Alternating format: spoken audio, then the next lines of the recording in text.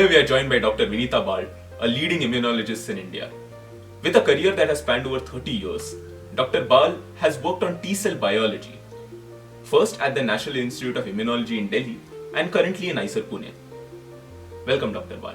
So, could you briefly explain the focus of your research? What I've been doing is focusing on basic questions in immunology, primarily pertaining to T-cell biology.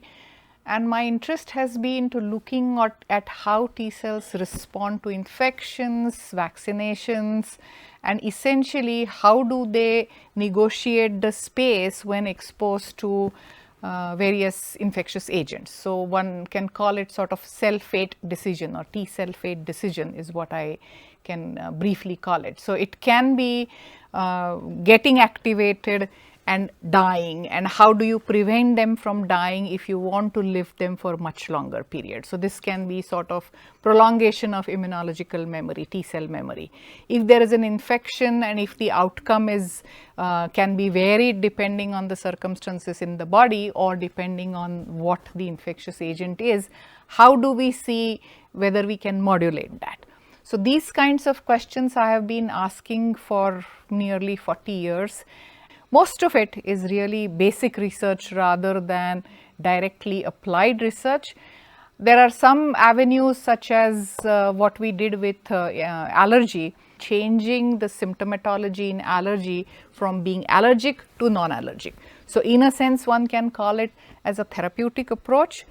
In the memory context also, we looked at prolonging the survival of memory T cells, so that would be useful as a potential strategy for increasing booster time. So, instead of 3-year boost, it can be 5-year boost of a vaccine.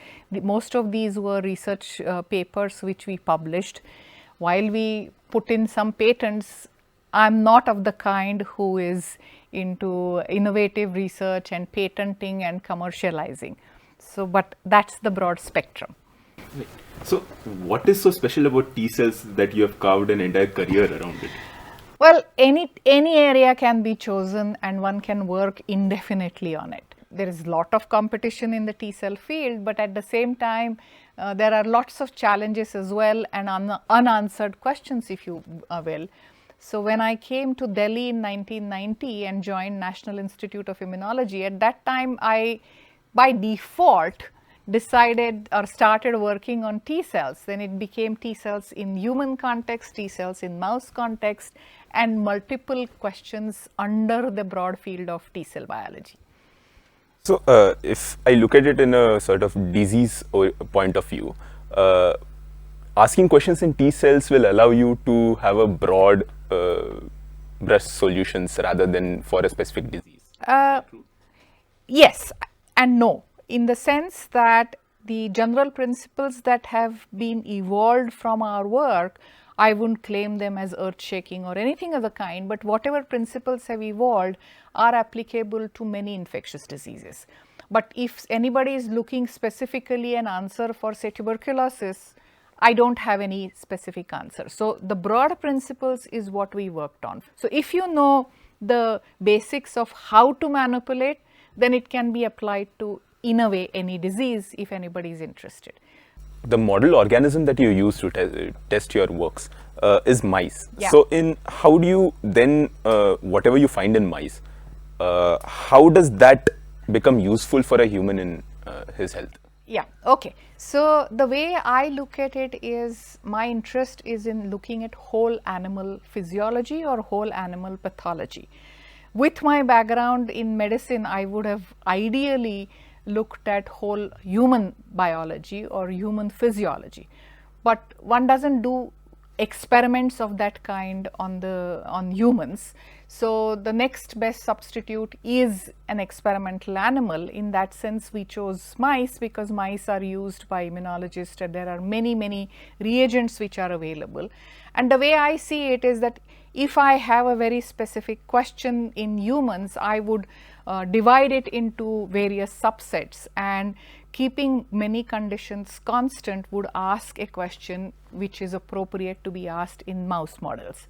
Once I have an answer for that, and it may be a related question and maybe another related question all in the broad field, then there is way to think that, oh, okay, this is a cause and effect relationship that one can actually think of using mouse model.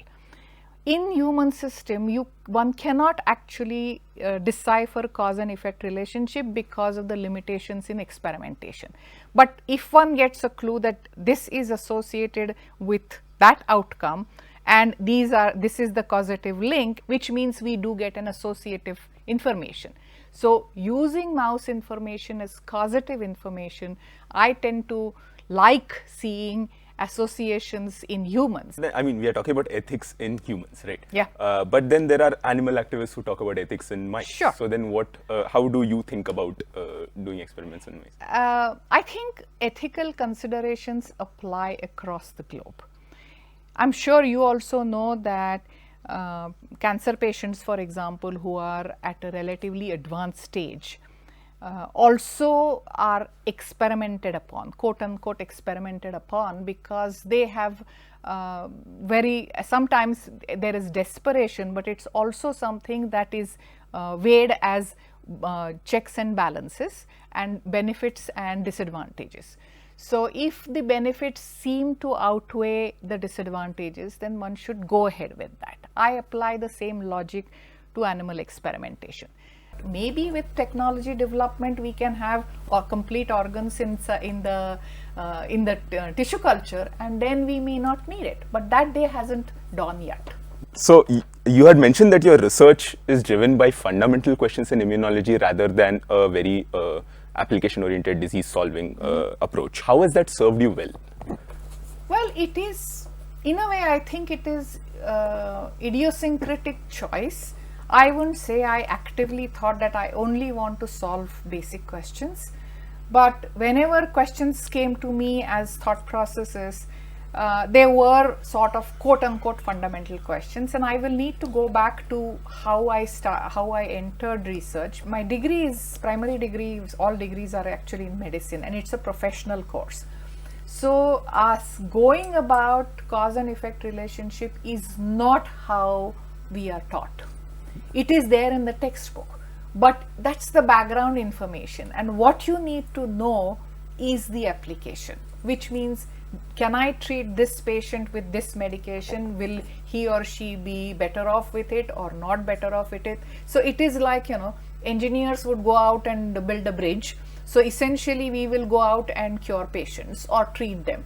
So what happens before that, in the sense, why did they fall ill in the first place, is not really our concern, though it is preventive and social medicine.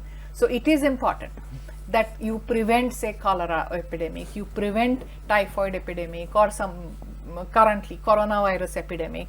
All of this should be preventable, but beyond that, there isn't a thought process which medical students or doctors are taught to think too seriously about. So in a sense, it was a wayward thinking. It caught my enthusiasm, I suspect, and I was so enthralled by asking basic questions and the field that I was chasing, that I didn't feel the need to go towards so-called application or therapy, as one would call it. It is a very important area. Some people are really good at it. I don't think I am. And it's better to accept one's limitations rather than dabbling into something that I'm not competent in. One aspect that comes in, which becomes very important, I mean, more so for this area of research than some others, is communicating, taking your science now to the people. So what is your opinion on communication of your research? Communication of research is essential, no doubt about that. We as scientific community are not good about it, because if I'm talking to lay people, I need to paraphrase my technical knowledge into something that is understandable by everybody. That's a very great skill. Most of us lack it. But what normally people like to write about is quote unquote excitement. That excitement is not about excitement in science and discoveries in science, it is about application. So if I am working to understand how vaccines work, I am expected to talk about vaccine success rather than how vaccines work. That is what will be appreciated by general people.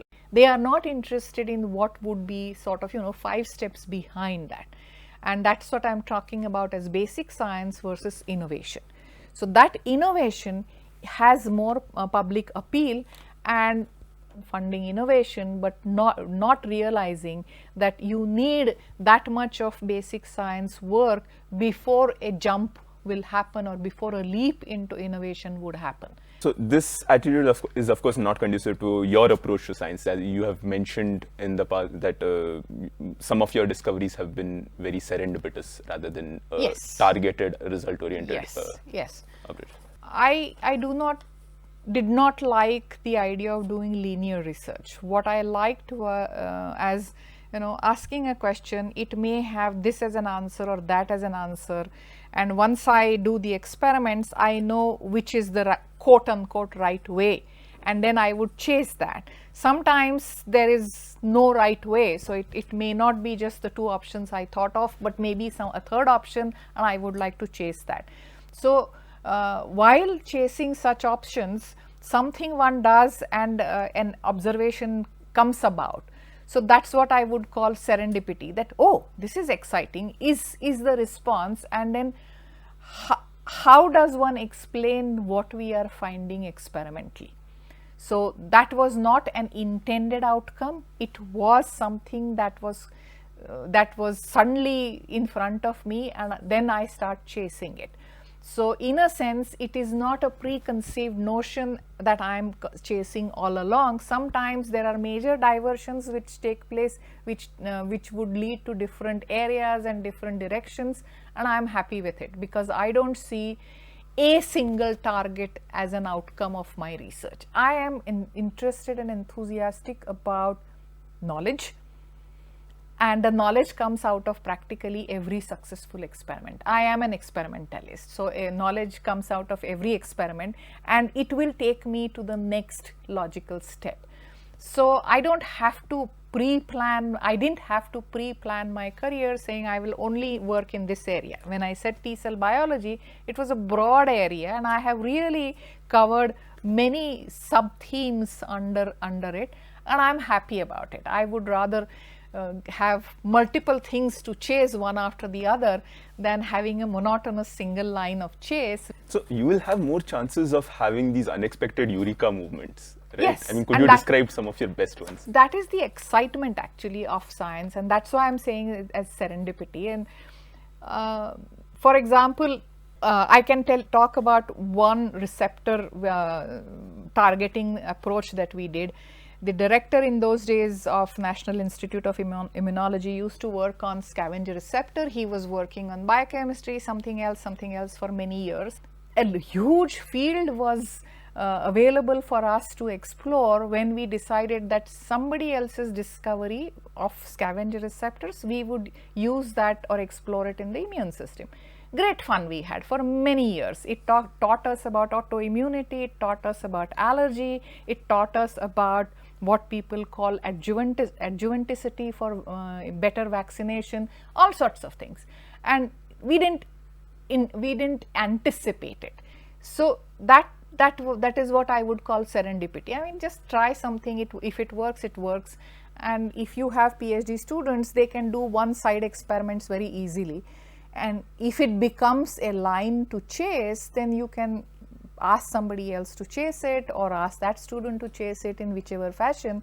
And that regulation of T-cell death was something that also we chased for quite some time, not just one drug but something else as well. So that took us on the path of T-cell memory and potential for, as I said, improved vaccination strategy. You were part of this national task force for women scientists.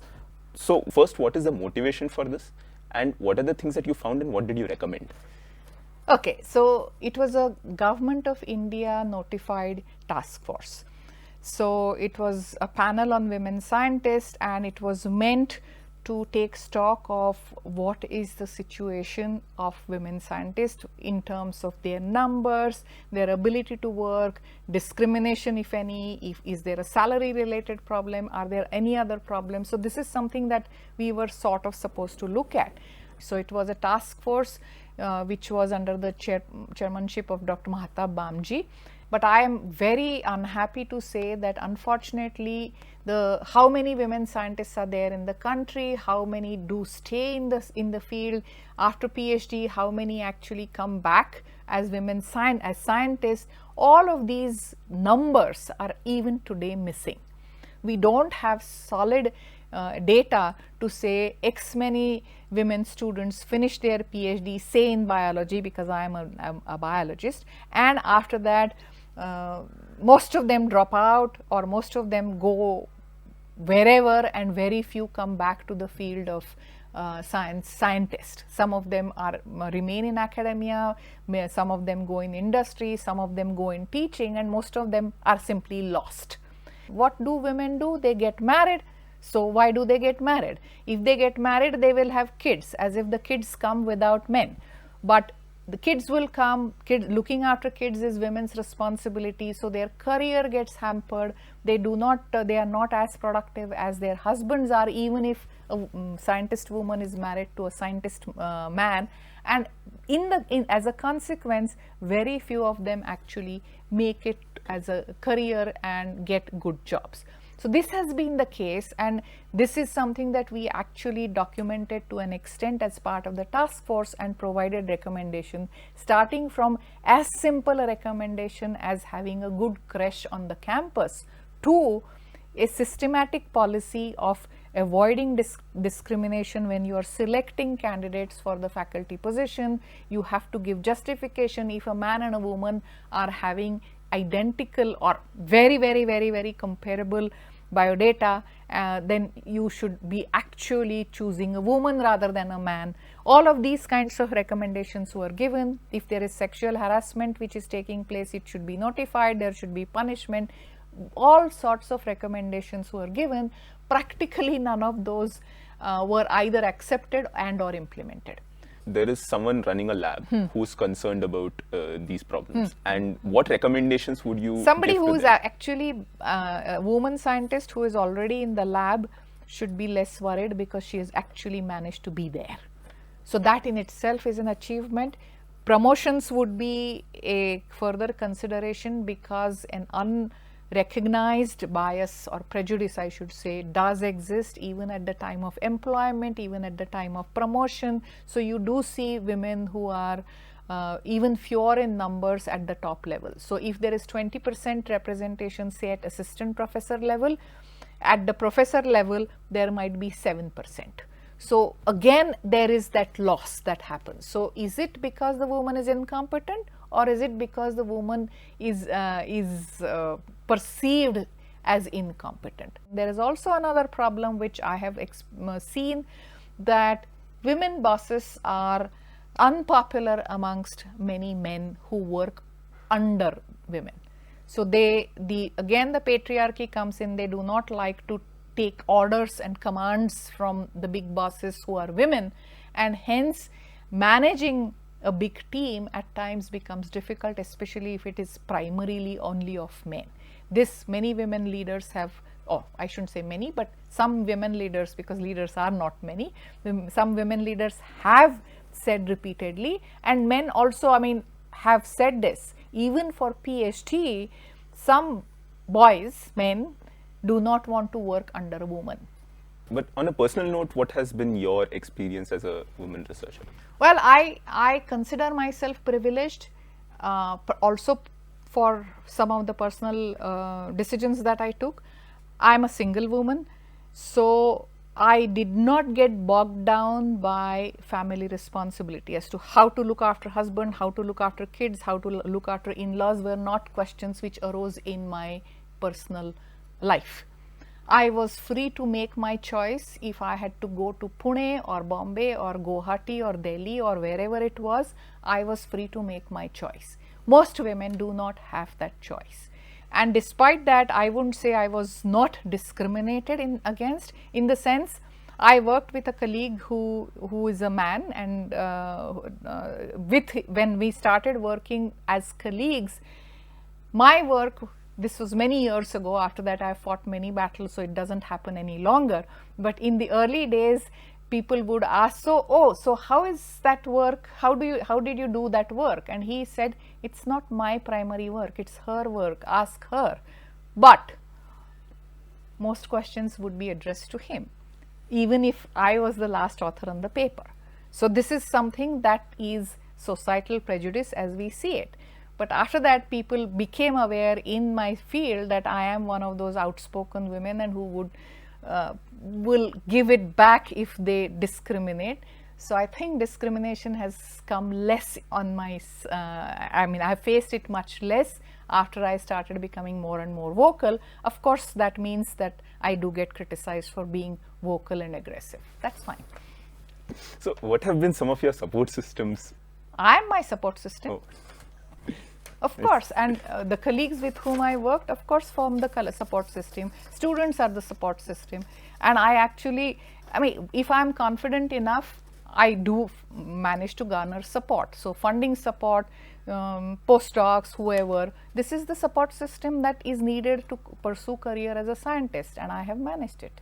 What do you wish you had been told as a young researcher that would have helped you plan your career better then?